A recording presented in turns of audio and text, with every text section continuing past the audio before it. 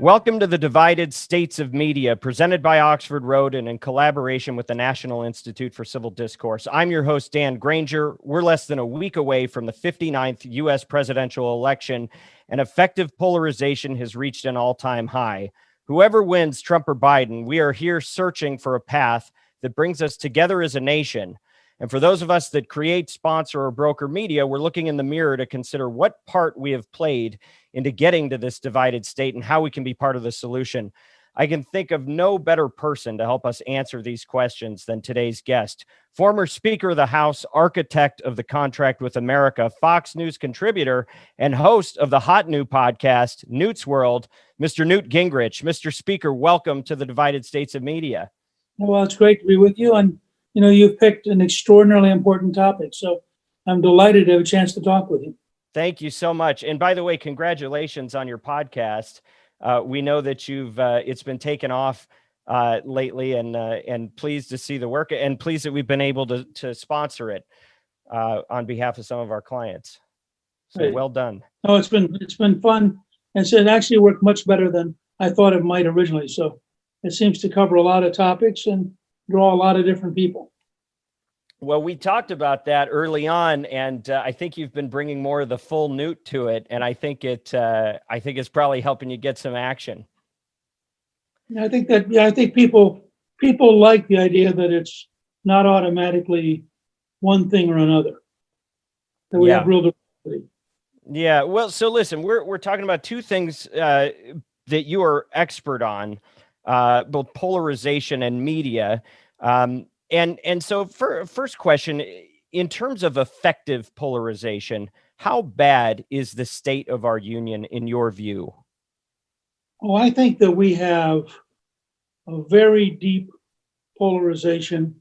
I wouldn't try to compare it to some others too much. We certainly were very polarized in the period 1967 to 72, when we had 170 cities that were burning at one point. We had the Black Panthers openly trying to kill police. We had the Weathermen setting off 2,500 bombs, and 1 million people at the Pentagon in an anti-war rally. I mean, so we're probably not quite at that level yet, but the depth of bitterness and the depth of anti-Americanism, I think, is, if anything, deeper now. I think that the Antifas, the Black Lives Matter, the academic left, the New York Times staff, these people all really want an America radically different than the current America. So that creates a level of tension that's very real. So Newt, who's responsible for this? Some people say that it's social media. Some people blame the government. Where did it take its root? I think it begins really to some degree at Berkeley in the early 60s with a group of radical professors and with the free speech movement, which actually was the opposite of free speech, and spread in a sort of Marxist, younger people who were rejecting the Vietnam War, combined with people who were rejecting segregation in the South, combined with people who were tired of being oppressed because of their sexual identities. All of these things came swirling together in a very, very interesting. I find reading about the radical movement of the 60s very enlightening, because what we're dealing with today are their grandchildren. These are people, I mean, the new Marxist district attorney in San Francisco, who was elected with George Soros's money, is the son of two of the Weathermen who went to jail for killing a Brinks guardsman during a bank robbery. He was raised by another one of the Weathermen, Bill Ayers, and went to work, for example, in Venezuela, thinking that the dictatorship was wonderful. Actually wrote about how wonderful the Venezuelan dictatorship was. So these are people who are hardcore, intellectually coherent haters of America. And in that sense, it's like watching something metastasize over time. the depth and the coherence of the anti-American movement today, and the degree to which it's become, in some ways, an anti-white movement, is fascinating. And you could not have predicted it 25 or 30 years ago, although Reagan, in his farewell address in January of 1989, warned that the one great failure. Now remember, this is a guy who defeated communism in Moscow, but lost to it at Stanford. And he thought the one great failure was that they had not succeeded in institutionalizing a patriotic understanding of America, and that there was a grave danger that that would weaken over the next 2 or 3 generations. And it's the last 4 or 5 paragraphs of his farewell address. And it's very eerie to read it now, and then look at what you see going on around the country. Well, I'm glad you bring up farewell addresses, because one of the things that's come up on this program is people talking about Washington's farewell address and how he warned about the dangers of partisanship, which I wonder, and you being a historian, maybe you can shed some light on this. Was he really against parties, or was that Hamilton sliding in a jab at Jefferson? No, look, I think Washington came out of a different world. First of all, Washington understood a great deal about politics. He had been elected over and over to the House of Burgess in Williamsburg. He was elected to go to the Continental Congress. He ultimately was selected to chair the Constitutional Convention. He was then elected to be president of the United States. So it's not that he's anti-politics or outside of politics, but I think that he and the revolutionary generation, the older ones, people like Benjamin Franklin, they really saw themselves as Americans in a way that transcended partisanship. And it's really the rise of the competitive vision of Jefferson and Hamilton that begins to organize itself into parties. So I think you have to look at it. I do think Washington would have preferred not to have seen the rise of parties. I think that, but at the same time, he also understood how to maneuver in politics as well as anybody in his generation. The challenge, there's nothing wrong with partisan politics within the framework of being pro-American.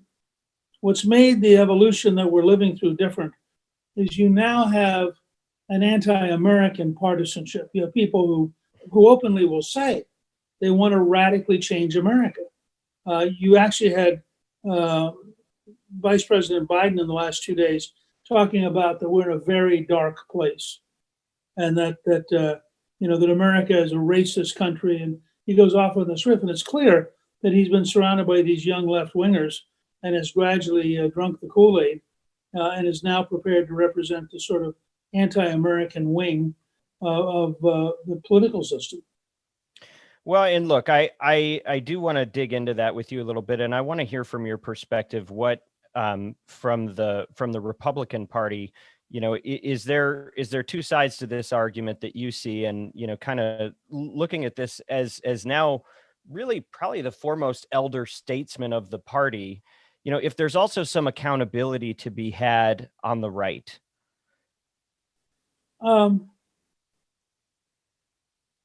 Actually, I don't know. I identify with Mitch McConnell's speech just before they approved Amy Coney Barrett in the Senate. And McConnell said, we want to nominate judges who actually interpret the Constitution. You want to nominate judges who rewrite the Constitution. There's not much middle ground. I think, I will plead guilty to having been very effective at turning the national anger into a Republican majority for the first time in 40 years. I would also point out that was the job of the Republican leader. And that I don't particularly object to in the Democrats. I expect them to be partisan. What I object to is 2 things.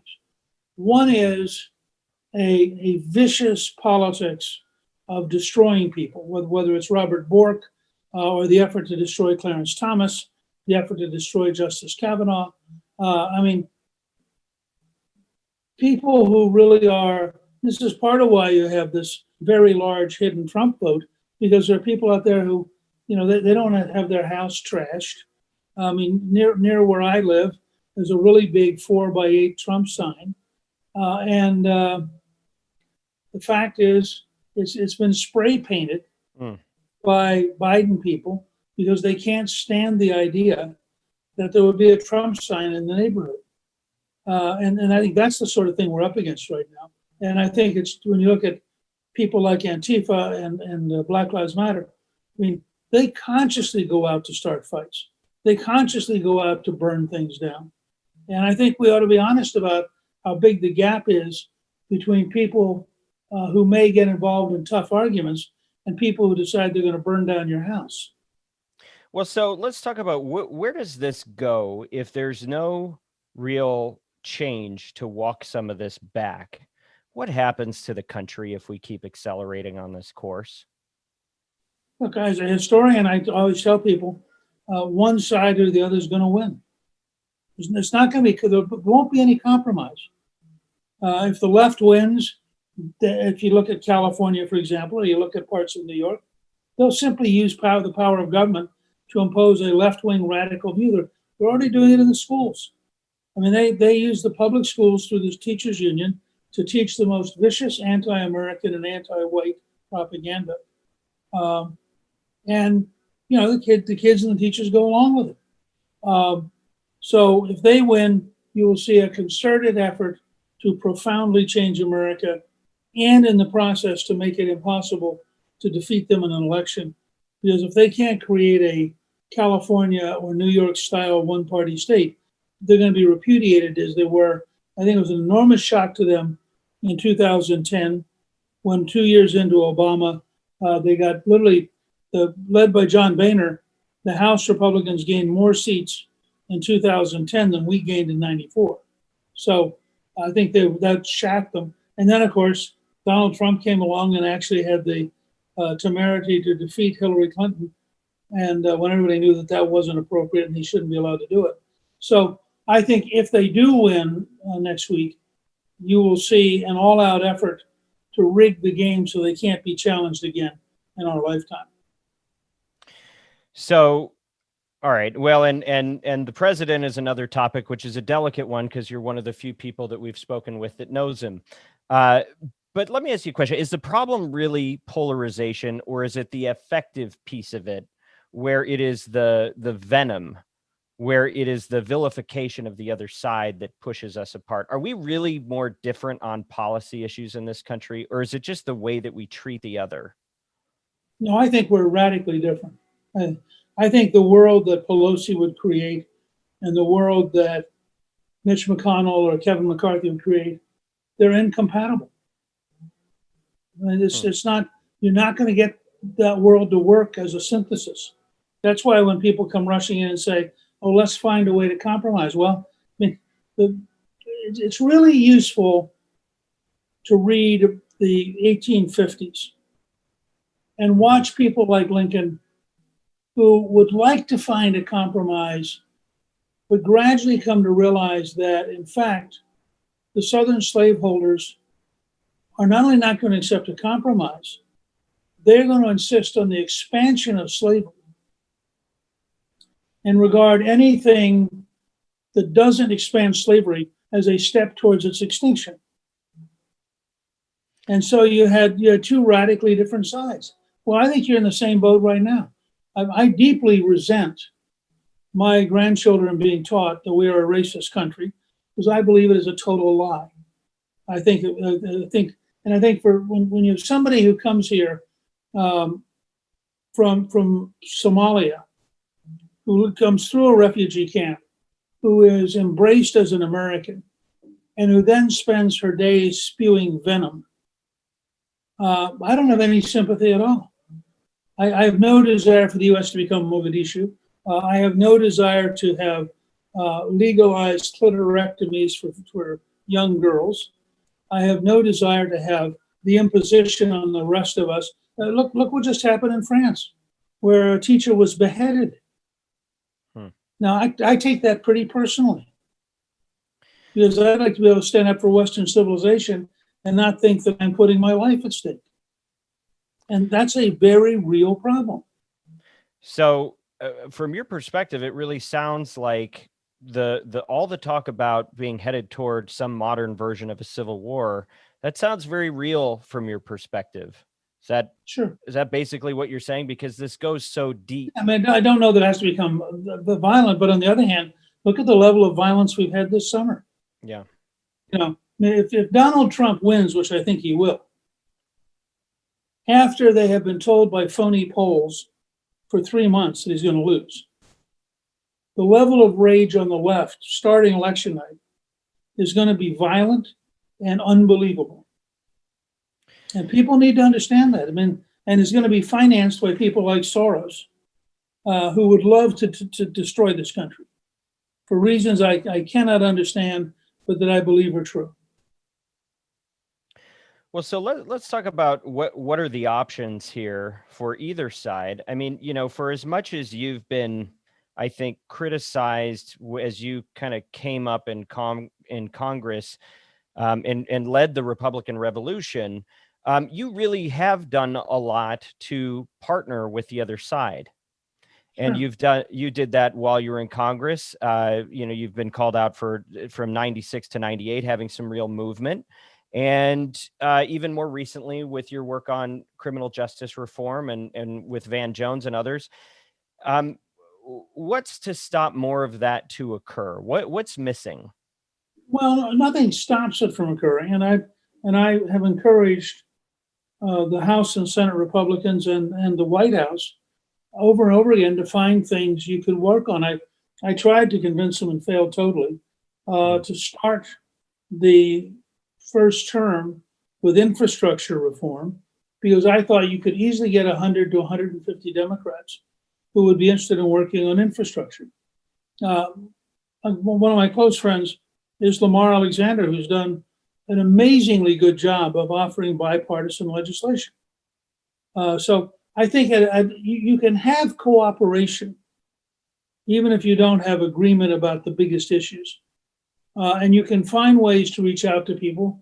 Part of it's a model I've used my whole career of listen, learn, help, and lead. I mean, you have to listen to the other side and learn from them in order to figure out what they need. But certainly, for example, it ought to be possible to build a bipartisan or to go beyond bipartisanship, to build an American coalition to get a man and woman back on the moon by 2024 and make it perfect. That's not inherently, partisan. And it should be possible to have a bipartisan coalition that believes that you should have the right to know the price and the quality of everything you buy in healthcare. That's not automatically a right or left issue. So there are ways to do that. And that's a lot of what I did. If you go back and look when I was speaker, we routinely passed bills that got a huge number of Democrats to vote for them. Mm-hmm. And it's in part because we listened to them. Where we could, we accommodated them. We took out things they couldn't live with, and we put in things they had to have. And as long as you did it carefully, you could get an amazing amount done. Even when we passed welfare reform, which was the biggest conservative pro-work reform in modern times, because we worked closely with the administration, and we worked the Clinton administration, and we worked closely with the Democrats in the House, we got literally half the Democrats to vote for it. They split 101 to 101. Now that's real bipartisanship. So it's hard, but it's doable. And I think you try to sort of be, if you will, be schizophrenic. I mean, one half of you is working on a whole series of bipartisan efforts, mm-hmm. and the other half of you is working for your vision of America to win. Well, so we had the director of Stars and Strife on a couple of weeks ago, where you were mentioned as somebody who was successful in some bipartisan efforts. And I suspect you saw the film, but, James Baker comes on and says, it used to be that good governing was good politics. And he felt that that's really changed, and that now it is such a power grab that it is actually a better plan for politicians to keep the other side, keep people discontent and continue to blame the other side than to actually uh, do good work. And I want to know what you think about that. No, I don't agree with that. I think, again, you have to divide issues up. Abortion is a hot button issue that there's virtually no ground for compromise. And that's just a fact. On the other hand, there are 100 other issues you can compromise on. And a lot of it's personal.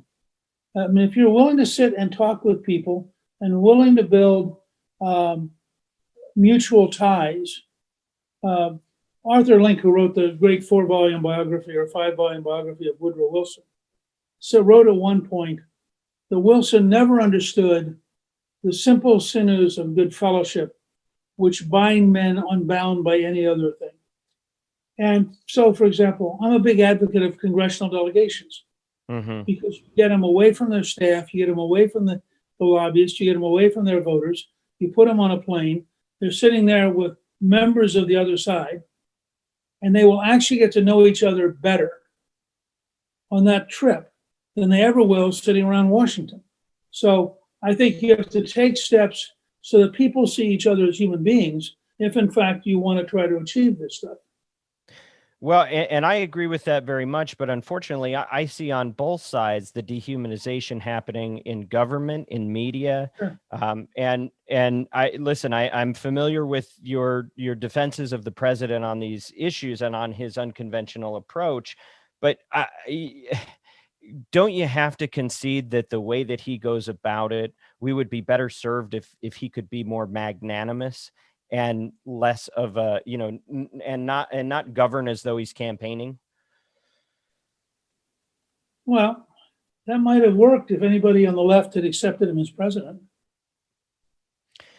Well, so listen, there is a story that you may have told about you sitting with Richard Nixon early on in your career when he gave the advice that Republicans were boring and that if you really wanted to be successful, you needed to stir it up a little bit. Is that a true story?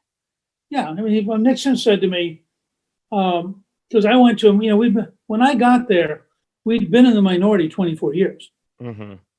And I said, shouldn't we have an effort to become a majority, which the Republican members all thought was a cool idea, but nobody had ever done it.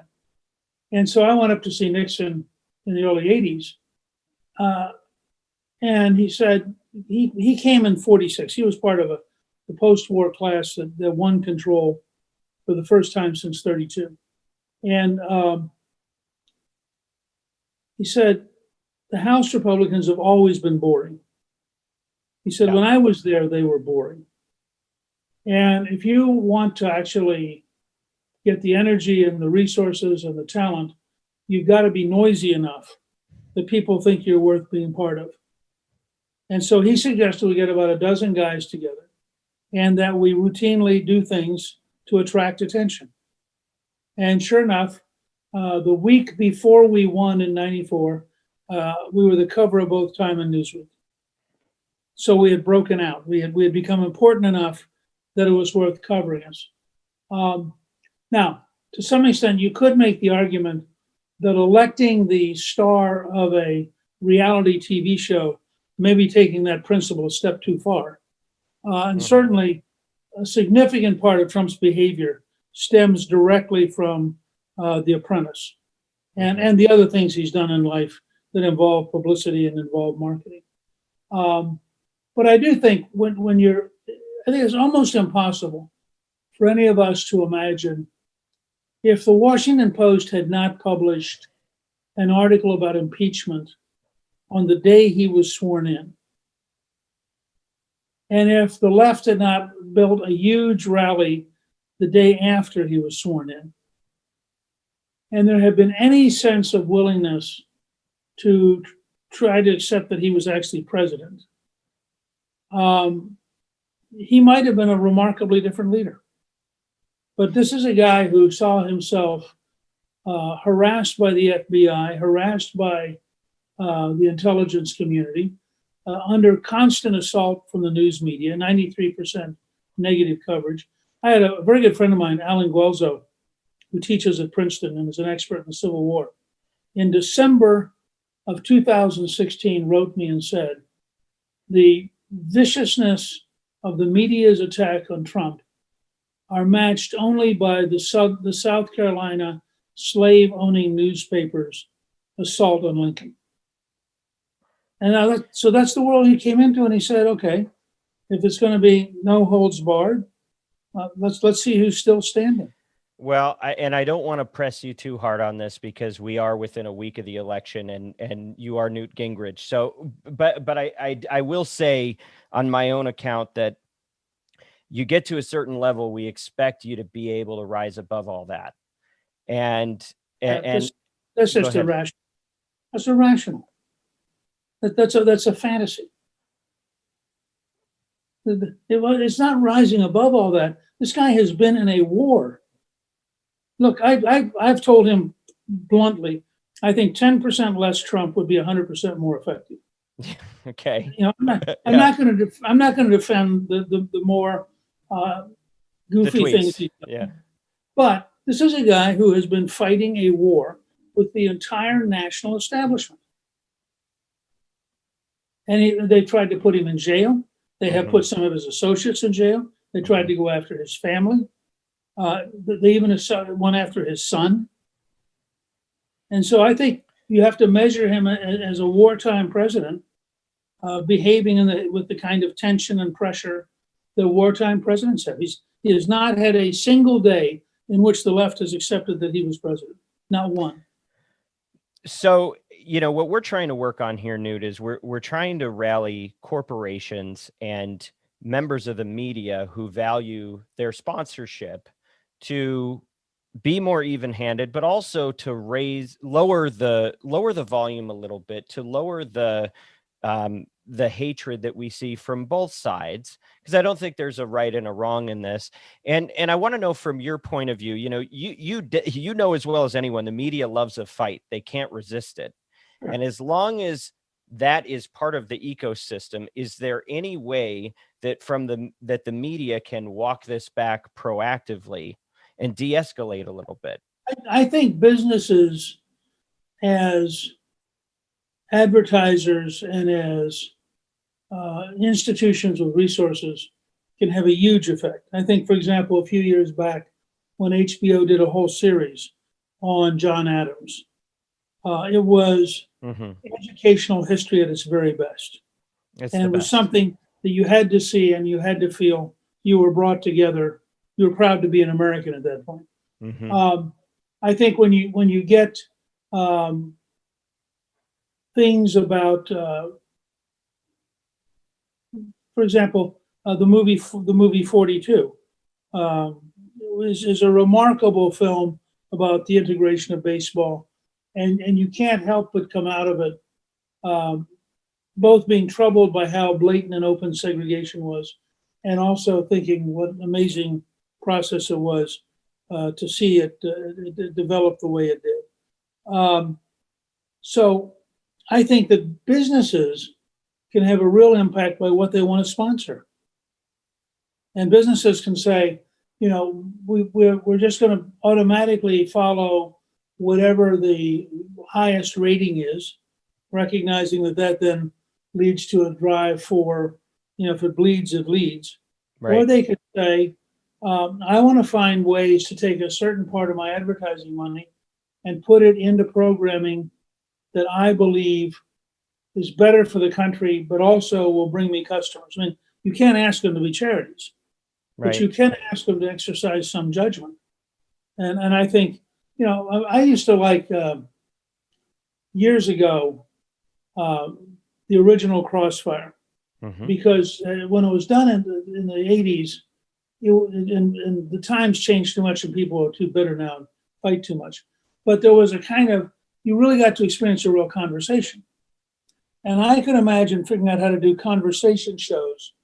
And you see some of this with podcasts. I mean, most of the best podcasts aren't out there assassinating somebody. They're telling you an interesting story. They're introducing you to really interesting people. So I think that sometimes rather than focus on stopping the bad, if we tried to figure out how to maximize the good, we would actually get a lot further down the road. And I think that you have a country that would be hungry for that kind of a positive experience, which is why sometimes you'll suddenly get this movie or this TV show which takes off. I mean, Hamilton was a good example. Look how wildly successful Hamilton was. And it was introducing you to history. It was fascinatingly complex. I mean, it's currently politically incorrect, unfortunately. But in fact, it was done in a way that I thought was very creative, fairly avant-garde, but nonetheless introduced millions of Americans to thinking about Alexander Hamilton, who otherwise would never have done so.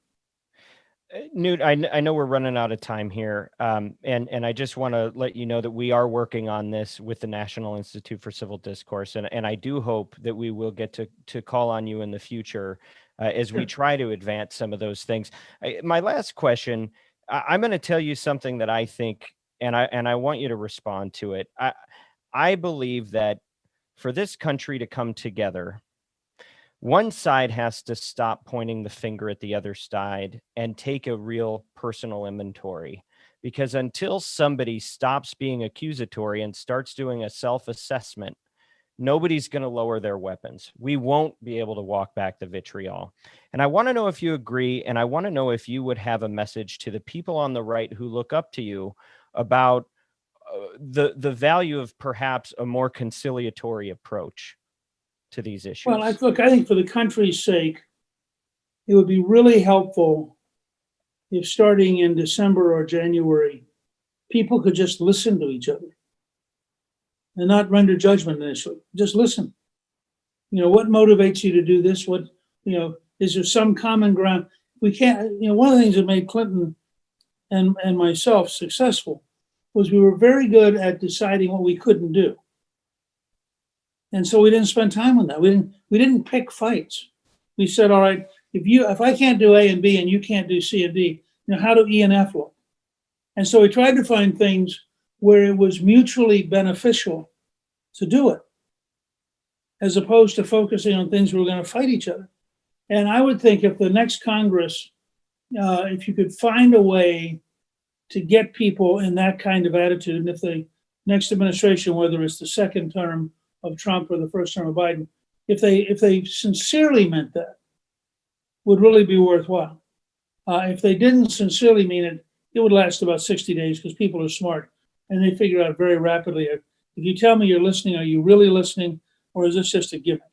Mm-hmm. But I actually think it starts more with listening than with talking. And any final thoughts on how the media needs to change their approach on both sides? Sure. I mean, it's very similar. I mean, once you get past this particular war, try to find positive things to report. Try to communicate the enormous number of amazing success stories in technology and entrepreneurship and charity, in biological research. There's so many good things going on out there, and it is so hard to get them covered. Because we're so deeply into a cycle of cynicism and negativism that it would be amazing just to report, to say we're going to spend 10% of every program will have something good to say. And that would actually have a significant impact. For sure. This country needs a rebrand because every impression that we have is a negative one right now. And that's what's dominating the coverage. I would keep you all day long, but I've got to get you off to other things. And so I just want to say thank you so much. This has been wonderful, and I hope to continue the conversation. Glad to do it. Hope we can do it again. Thanks, Newt. This show is dedicated to the notion of e pluribus unum, out of the many, one. We believe that we can work through our differences without deepening divides and value welcoming perspectives that are different from our own. Thank you for joining us as we embark on the long road to national recovery and sustainable discourse. As always, if you found this show helpful, please subscribe on iTunes, Spotify, or wherever you like to listen. Please visit oxfordroad.com to subscribe to The Influencer, our weekly newsletter. And special thanks to Bianca, Kyle, Jennifer, and the team at WIT for making this happen. We have a republic. Let's try to keep it.